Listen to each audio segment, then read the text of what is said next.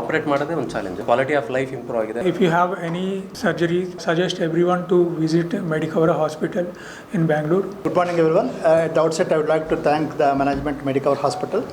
So, in this, the reason for conducting the press conference is we recently happened to operate a challenging case.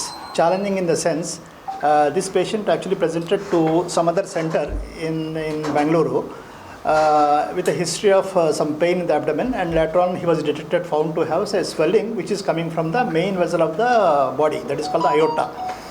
So they did one stent grafting for this vessel as a part of the treatment. Unfortunately, what happened was this stent got infected and it was leaking. So this the other hospital, when they approached this the hospital where it was done, they told it is a very high risk case to operate him surgically, so you better go to some other higher center. So they were searching here and there. They went to other facility. They also said it's a very high risk case and the mortality is almost around 80 to 90%. It is very difficult to operate. Sometimes he may have a kidney injury, he may have some limb injury and all these things. Sometimes he may be a brain injury also because of complications. So then when he approached us, so we thought it is we discussed with our surgical team, all the team, including Arun, then Patil and Nitya. So we formed a team and we thought that we will take up this case as a challenge. So we operated this case successfully and we have removed that infected stent graft, which is a very thin graft, and it was successfully repaired, and the separate conduit was created between the abdominal aorta and the femoral arteries. So this is in brief about the case. So the reason why we thought it was this thing as challenging was it's a very high risk case. To operate this kind of cases is very high risk. Doing the procedure in the first instance, that is putting a stent graft, is not a big challenge, or directly operating is also not a challenge. But removing the stent graft and putting a new conduit, that is a challenging part, because any kind of rupture that happens means it's a disaster. On the table, the patient will lose the table. So we took all the precautions. The entire team worked very hard and to bring out this patient alive, and now he went away happily after 15 days of hospital stay. He walked away and he is coming. This is the third review that he is coming. So today also shortly he will join us. You can also talk to him and then get all the details. Good morning. ನಾನು doctor Patil ಅಂತ, anaesthesia doctor. So ಈ patient particularly ನಮ್ಮ ಬಾಡಿಲಿ it's the biggest blood vessel ಅಂತಂದರೆ aorta ಅಂತ. ಆ ಅಯೋಟ aneurysm ಅಂತಂದರೆ ಅದು ಊತ ಬಂದಿತ್ತು. ಸೊ ಅದಕ್ಕೋಸ್ಕರ ಬೇರೆ ಯಾವುದೋ ಹಾಸ್ಪಿಟ್ಲಲ್ಲಿ ಒಂದು ಸ್ಟೆಂಟ್ ಹಾಕಿದ್ರು. ಓಕೆನಾ? So that is the usual procedure. Usually ಈಗ ಮಾಡರ್ನ್ ಟೆಕ್ನಿಕ್ಸಲ್ಲಿ ಸ್ಟೆಂಟ್ ಹಾಕ್ತಾರೆ. ಆ ಥರ ವೆಸಲ್ ಏನಾದರೂ ಊತ ಬಂದಾಗ ಸ್ಟೆಂಟ್ ಹಾಕ್ತಾರೆ. So that is the normal treatment. ಕೆಲವು ಸತಿ ಏನಾಗುತ್ತೆ, ಈ ಸ್ಟೆಂಟು ಮೈಗ್ರೇಟ್ ಆಗ್ಬೋದು, ಮೇಲೆ ಹೋಗ್ಬೋದು, ಕೆಳಗಡೆ ಹೋಗ್ಬೋದು, ಅಥವಾ ಸ್ಟೆಂಟ್ ಇನ್ಫೆಕ್ಟ್ ಆಗ್ಬೋದು. ಈ ಥರ ಆಗೋ ಚಾನ್ಸಸ್ ಇರುತ್ತೆ, ವಿಚ್ ಈಸ್ ವೆರಿ ರೇರ್, ತುಂಬ ರೇರ್ ಆ ಥರ ಆಗೋದು. ಸೊ ಈ ಪೇಷಂಟಲ್ಲಿ ಅದು ಆ ಸ್ಟೆಂಟು ಇನ್ಫೆಕ್ಷನ್ ಆಗಿತ್ತು. ಇನ್ಫೆಕ್ಷನ್ ಆಗಿಬಿಟ್ಟು ಸ್ವಲ್ಪ ಮೇಲ್ಗಡೆ ಮೈಗ್ರೇಟ್ ಆಗಿತ್ತು. ನಾವು ಅದನ್ನು ಏನು ಮಾಡಬೇಕು ಅಂತಂದರೆ ಮತ್ತೆ ಸ್ಟೆಂಟ್ ತೆಗೆದು ಸ್ಟೆಂಟ್ ಹಾಕೋದಕ್ಕೆ ಬರೋದಿಲ್ಲ. It's very difficult to put it, because it's a big vessel, ದೊಡ್ಡ ವೆಸಲ್ ಆಗಿರೋದ್ರಿಂದ ಹೈ ರಿಸ್ಕ್, ಆ ಥರ ಮಾಡೋಕ್ಕಾಗಲ್ಲ. ಸೊ ಒಂದು ಸತಿ ಸ್ಟೆಂಟ್ ಹಾಕಿದ ಮೇಲೆ ಈಗ ನೆಕ್ಸ್ಟು ಕಾಂಪ್ಲಿಕೇಶನ್ ಆಗಿದೆ, ಬೇರೆ ಹಾಸ್ಪಿಟ್ಲಲ್ಲಿ ಮಾಡಿದ್ದಾರೆ, ಕಾಂಪ್ಲಿಕೇಶನ್ ಆಗಿದೆ. ಇನ್ ದ ಸೆನ್ಸ್ ಆ್ಯಪ್ಸಸ್ ಆಗಿದೆ, ಇನ್ಫೆಕ್ಷನ್ ಆಗಿದೆ, ಮೈಗ್ರೇಟ್ ಆಗಿದೆ. ಈಗೇನು ಮಾಡಬೇಕಂತಂದರೆ ಸ್ಟೆಂಟ್ ತೆಗೆದು ನಾವಲ್ಲೊಂದು ಗ್ರಾಫ್ಟ್ ಹಾಕ್ತೀವಿ. ಸೊ ಈ ಥರ ಒಂದು ಪ್ರೊಸೀಜರ್ ಮಾಡಬೇಕು. ಅದು ಆ ಹಾಸ್ಪಿಟ್ಲ್ವರೆಗೂ ಗೊತ್ತು ಇದೇ ಪ್ರೊಸೀಜರ್ ಮಾಡಬೇಕಂತ. ಬಟ್ ಅವ್ರೇನಂತಂದರೆ ಹೈ ರಿಸ್ಕ್ ಎಕ್ಸ್ಪ್ಲೇನ್ ಮಾಡಿದ್ದಾರೆ. ನೋಡಿ, ಮಾರ್ಟಾಲಿಟಿ ಎಷ್ಟಿದೆ, 40%, 50% ಅಥವಾ ಜಾಸ್ತಿನೇ ಹೇಳಿದ್ದಾರೆ. ಡೆತ್ ಆಗೋ ಚಾನ್ಸಸ್ ಇರುತ್ತೆ, ಇದರ್ ಡ್ಯೂರಿಂಗ್ ದ ಸರ್ಜರಿ ಆಗಿರ್ಬೋದು ಅಥವಾ ಸರ್ಜರಿ ಆದಮೇಲೆ ICU ಆಗಿರ್ಬೋದು.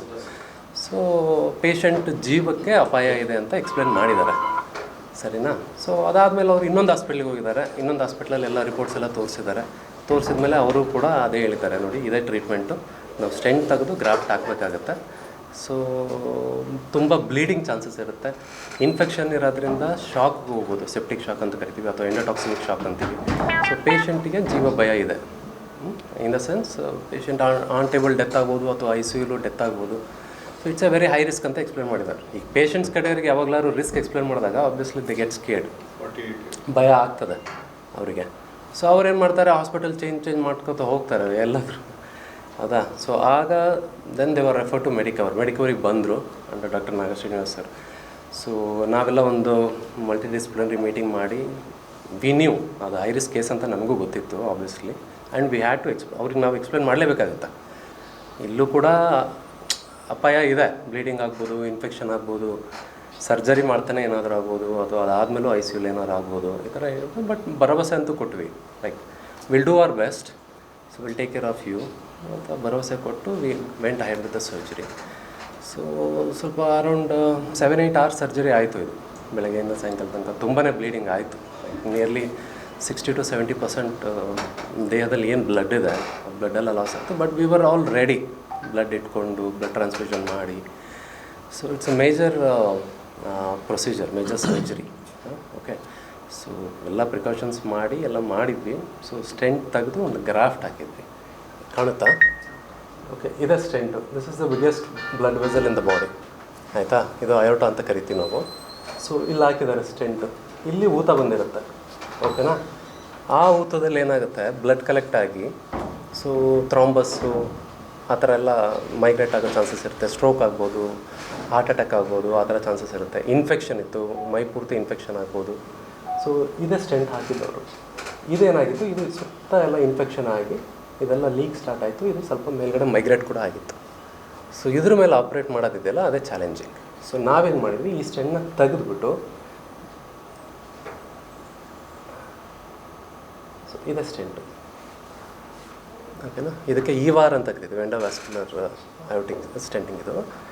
ಸೊ ಇದೇ ಸ್ಟೆಂಟು. ಈ ಸ್ಟೆಂಟ್ ತೆಗೆದುಬಿಟ್ಟು ಸೊ ಈ ಥರ ಒಂದು ಗ್ರಾಫ್ಟ್ ಹಾಕಿದ್ವಿ, ಯು ಕ್ಯಾನ್ ಸಿ ಇಟ್, ಓಕೆನಾ? Y graft. ನಮ್ಮ ದೇಹದಲ್ಲಿ ಇದೇ ದೊಡ್ಡ ರಕ್ತನಾಳ. ಸೊ ಇದನ್ನು ನಾವು 2 ಕಡೆ ಕಟ್ ಮಾಡಿ you have to interpose a graft, ಇಲ್ಲೊಂದು ಗ್ರಾಫ್ಟ್ ಹಾಕಬೇಕಾಗತ್ತೆ. ಸೊ ಆಬ್ವಿಯಸ್ಲಿ ಬ್ಲೀಡಿಂಗ್ ಚಾನ್ಸಸ್ ಇದ್ದೇ ಇರುತ್ತೆ. It's high pressure blood vessel, ಓಕೆನಾ? ಸೊ ಇದು ಸರ್ಜರಿ ಮಾಡಿದ್ದು.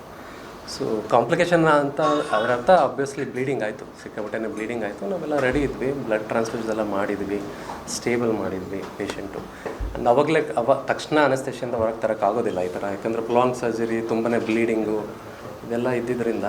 ಸೊ ಐ ಸಿ ಯುಗೆ ಶಿಫ್ಟ್ ಮಾಡಿದ್ವಿ. ಐ ಸಿ ಯುಲೆಲ್ಲ ಸ್ಟೆಬಿಲೈಸ್ ಮಾಡಿ, ಹಾರ್ಟ್ ರೇಟು, ಬ್ಲಡ್ ಪ್ರೆಷರು, ಆಕ್ಸಿಜನೇಷನ್ನು ಎಲ್ಲ ಸ್ಟೆಬಿಲೈಸ್ ಮಾಡಿ, ಅದಾದಮೇಲೆ ಪೇಷಂಟ್ನ ಅನಸ್ತೇಷಿಯಿಂದ ಹೊರಗೆ ತಗೋಬೇಕು.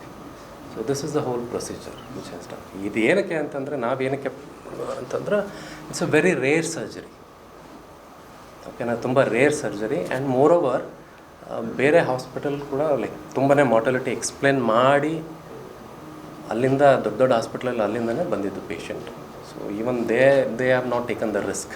ಸೊ ನಾವು ರಿಸ್ಕ್ ತೊಗೊಂಡು ಮಾಡಿದ್ವಿ and we are very happy. Patient ಮನೆಗೆ ಹೋಯಿತು and is walking, is perfectly all right. My name is Swami Raghavendra Madula.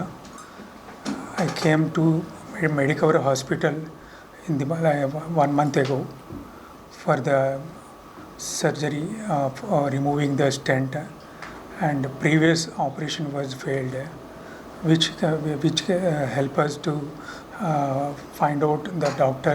Nagasrinivas sir, which he has explained how the issue was. And Telugu మాట్లాడచ్చా? ఎందుకంటే issue ఏంటి అనేది మాకు ఫస్ట్లో చాలా భయపడ్డాం. నాగశ్రీనివాస్ గారిని కలిసిన తర్వాత చాలా డీటెయిల్డ్గా ఎక్స్ప్లెయిన్ చేశారు. అది పెద్ద ఇష్యూయే కాదు, we can able to resolve the stent removal and can able to replace with wall అని చెప్పారు. సో మాకు ఏంటంటే ఆయనతో మాట్లాడిన తర్వాత చాలా కాన్ఫిడెన్స్ వచ్చింది. మాకు అంతకుముందున్న భయాలన్నీ మొత్తం పోయినాయి అంతా. సో ఒకసారి అడ్మిట్ అయిన తర్వాత మాకేంటంటే ఇంతకుముందు ఉన్న అట్మాస్ఫియర్ అంతా కంప్లీట్ చేంజ్ అయిపోయింది. మాకు ఉన్న భయాలు అన్నీ మొత్తం వెళ్ళిపోయినాయి. అంతకుముందు నేను ఐసీయూలో ఒక 10 days ఉన్నాను, కానీ ఇక్కడికి వచ్చిన తర్వాత నాకు అట్మాస్ఫియరే ప్రజెంట్ చాలా ప్లెజెంట్గా అనిపించింది. వెంటిలేషన్ ఉండడం కానీ, బయట నేచర్ చూడటం కానీ, యాజ్ వెల్ యాజ్ కొంచెం అట్మాస్ఫియర్ చేంజ్ అయిపోయేటప్పటికీ నాకే కొంతవరకు మార్పు వచ్చిందంట. సో దీనివల్ల ఏంటంటే కొంతవరకు ఫుడ్ తీసుకోవడం కూడా కొంచెం ఇంటేక్ కొంచెం పెరిగి, యాజ్ వెల్ యాజ్ నేను కాన్ఫిడెంట్గా తయారవడం, యాజ్ వెల్ యాజ్ ఆయన చెప్పిన మాటల వల్ల కొంతవరకు నాకు కాన్ఫిడెన్స్ వచ్చింది. ఎందుకంటే ఇక్కడ జాయిన్ అవ్వకముందు నాకు హోపే లేదు అంత. సార్తో మాట్లాడిన తర్వాత శ్రీరామ్ సార్, పటేల్ సార్, వీళ్ళందరితో మాట్లాడిన తర్వాత మాకు ఏంటంటే ఎక్కడో తెలియని హోప్ అనేది స్టార్ట్ అయింది. సో ఆ హోప్తో ఏంటంటే మేము ఇక్కడ స్పెండ్ చేసిన టైం చాలా వాల్యుబుల్ టైం. ఇదేంటంటే నాకు ఒక రీబర్త్ లాంటిది, పునర్జన్మ లాంటిది. నాకు కొంతవరకు ఎమోషనల్ అవుతాను. కాకపోతే ఏంటంటే డాక్టర్స్ ఇచ్చిన గైడెన్స్, ఇక్కడ స్టాఫ్ ఇచ్చిన సపోర్ట్ అన్నీ కలిసి నాకు ఒక రకమైన హోప్ క్రియేట్ అయినాయి. సో ఆ విధంగా నాకు ఇది ఒక రీబర్త్ లాంటిది అని చెప్పగలుగుతాను. Thanks to Naga Srinivas sir and Sriramulu sir and Patel sir and every Siddhareddy sir and every supporting staff as well as. Thank you so much.